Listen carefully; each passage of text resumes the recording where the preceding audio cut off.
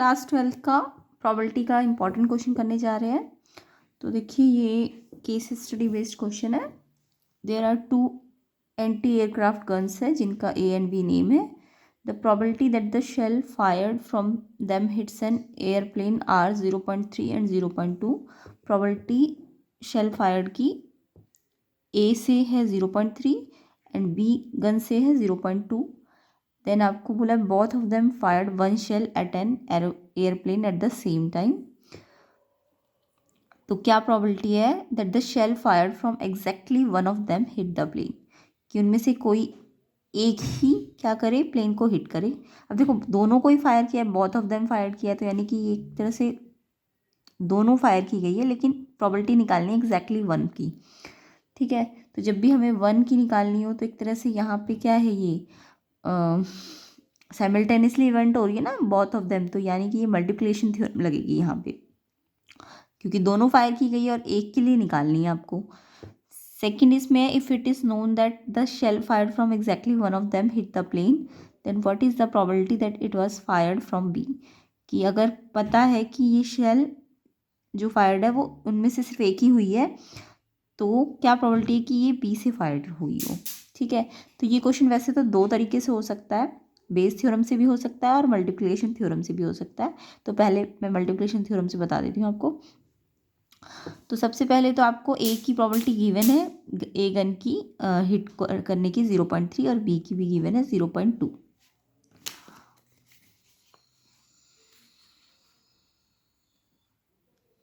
तो देखिए ए की प्रोबेबिलिटी आपको गिवन है 0.3 और बी की प्रोबेबिलिटी दी हुई है 0.2। ठीक है, उसके बाद आपको ए नॉट की भी निकाल लेनी है, क्योंकि हमें बोला एग्जैक्टली वन, तो एक बार ए करेगी तो क्या पता ए नॉट ना करे, है ना। तो हम दोनों की निकाल लेंगे, ए नॉट और बी नॉट। ए नॉट कैसे निकलेगा, ए की प्रोबेबिलिटी माइनस कर दो वन में से, तो ये कितना आ जाएगा 0.7, वन में से जब माइनस करोगे। ऐसे बी नॉट की निकाल लो वन में से इसको माइनस करके, तो ये आ जाएगी 0.8। ठीक है, ये तो सबको करनी आती होगी। अब आपको पहली प्रॉबिलिटी क्या बोली है, probability shell fired from exactly one of them hits the plane. तो आपने इसको इवेंट मान लिया इस वाली प्रॉबिलिटी को। ठीक है, यानी कि एक टाइम पे सिर्फ एक ही हिट करे, तो ये क्योंकि साइमल्टेनियसली दोनों को फायर किया गया है, तो यहाँ पे मल्टीप्लिकेशन थ्योरम लगेगी ना, कि अगर सिर्फ एक ही कर रही है तो क्या पता ए ने किया हिट और बी ने ना किया हो, तो ये बी नॉट आ जाएगा यहाँ पे। फिर ऐसे ही बी ने किया हो बट ए ने ना किया हो, है ना। या तो ये वाली पॉसिबिलिटी होगी कि दोनों बनानी ना, एक बार इसने किया हो इसने ना किया हो, और एक बार इसने किया हो इसने ना किया हो। ठीक है, एग्जैक्टली वन में यही केस बनाते हैं, एक ने किया दूसरे ने नहीं किया, या फिर दूसरे ने किया पहले ने नहीं किया। तो यहाँ पे हमें सारी प्रोबेबिलिटी पता है, 0.3 ए की है और बी नॉट की कितनी निकाली हमने 0.8। फिर ऐसी बी की प्रोबेबिलिटी कितनी है 0.2 मल्टीप्लाई ए नॉट की कितनी है 0.7। अब इसे सॉल्व कर लीजिए, 0.3 को 0.8 से मल्टीप्लाई करेंगे तो 24 आएगा, और एक डेसिमल दो के बाद डेसिमल लगता है। 0.2 को 0.7 से मल्टीप्लाई करेंगे तो 0.14 आ जाएगा। फिर ऐड कर लो तो ये आ जाएगा आपका 0.38। यानी फर्स्ट पार्ट आपका सॉल्व हो गया कि एग्जैक्टली वन। जब भी आपको एग्जैक्टली वन बोले तो एक ने किया दूसरे ने नहीं किया, या फिर दूसरे ने किया पहले ने नहीं किया। ठीक है, तो ये तो हमारा फर्स्ट आंसर आ गया। नेक्स्ट क्वेश्चन, इसमें नेक्स्ट पार्ट जो था कि आपको यहाँ पे ना कंडीशनल प्रोबेबिलिटी लगानी थी कि shell fired from exactly one of them, यानी फर्स्ट केस हो चुका है जो हमने फर्स्ट केस किया है, और कब हुआ है कि मतलब ये वाला तो हो गया जो फर्स्ट हमने निकाला है, और आपको निकालना क्या है कि जो शेल फायर्ड हुई होगी वो फायर्ड फ्रॉम बी हुई होगी। यानी कि कंडीशनल क्या है कि आपको बी के लिए निकालनी है, और किस में से निकालनी है, जो इवेंट आपने अभी अभी एग्जैक्टली वन वाली निकाली है। तो आप इसे ये कह सकते हो ना कि बी गन ने हिट किया हो, बी वन से फायर हुआ हो, कब हुआ हो, जब exactly one of hit the plane हो चुका हो। तो यानी कि ये कंडीशनल प्रॉपर्टी ना बी के लिए निकालनी है, और ये वाली प्रॉपर्टी जो भी हमने निकाली थी वो गिवन हो क्वेश्चन में। तो जब भी कंडीशनल प्रॉपर्टी होती है तो ई की प्रॉपर्टी तो हम नीचे रखेंगे, है ना, जो हमने भी निकाला, क्योंकि अब सैम्पल स्पेस पूरे के लिए नहीं है। ई जो हमने एग्जैक्टली वन वाली निकाली है यही सैम्पल स्पेस बन गई है। तो ई की प्रोबेबिलिटी और बी की निकालनी है अगर, तो सिर्फ बी ने, यानी कि shell fire from B, B ने ही फायर किया, तो बी ने फायर किया तो बी की प्रोबेबिलिटी, बट क्योंकि ए ने नहीं किया तो ए नॉट भी तो लोगे, है ना। बी ओनली का मतलब बी की प्रोबेबिलिटी, बट ए ने नहीं किया, क्योंकि एक टाइम पे फायर तो दो ही है ना, तो बी ने किया होगा तो ए ने नहीं किया होगा। बी के लिए बोला है इन्होंने, तो बी की लेनी है और ए की नहीं लेनी। अगर ए के लिए बोलते यहाँ पे तो ए की लेते और बी की नहीं लेते। समझ आ गया। तो बी हिट द प्लेन बोला है, तो बी की लोगे तो ए की नहीं लोगे। और गिवन क्या है आपको, ये वाली जो आपने अभी निकाली थी, तो ये कंडीशनल प्रोबेबिलिटी है। अब आपको बी की प्रोबेबिलिटी पता है कितनी है, 0.2 इंटू ए नॉट की भी निकाली थी हमने, 0.7 अपॉन में ई कितना आया है अभी, ये गिवन है आपको कंडीशनल प्रोबेबिलिटी में 0.38। अब इसे सॉल्व कर लेना तो ये आ जाएगा आपका 0.14 अपॉन 0.38, पॉइंट से पॉइंट हट जाएगा तो 14/13, 8 जो है 2 से कैंसिल हो जाएगा, 7/90। ठीक है, तो ये तो एक तरीका है कि इस तरीके से हम पहले तो हमने मल्टीप्लिकेशन वाला जो फॉर्मूला होता है उससे एग्जैक्टली वन का जो तरीका होता है वो करा।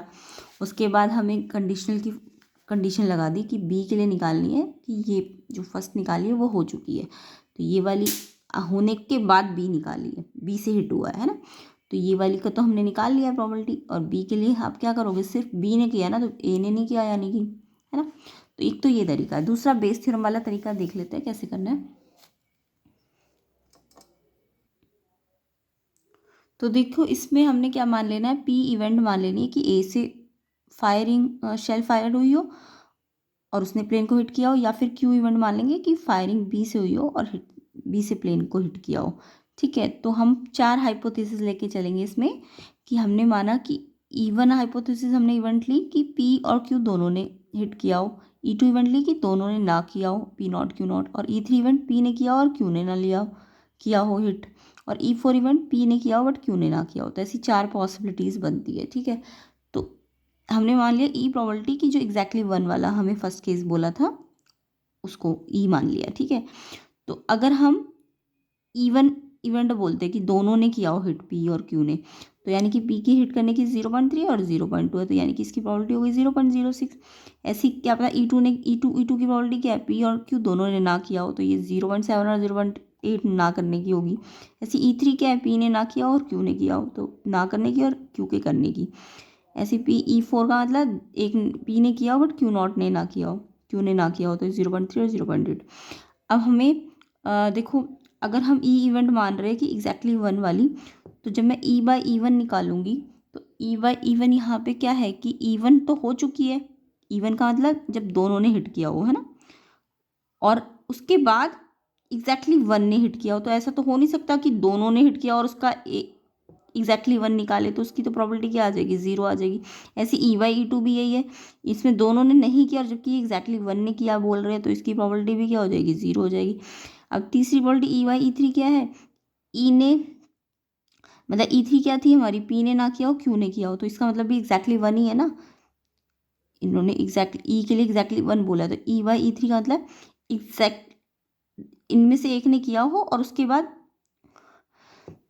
पी ने ना किया और क्यू ने किया हो, इसका मतलब E3 है।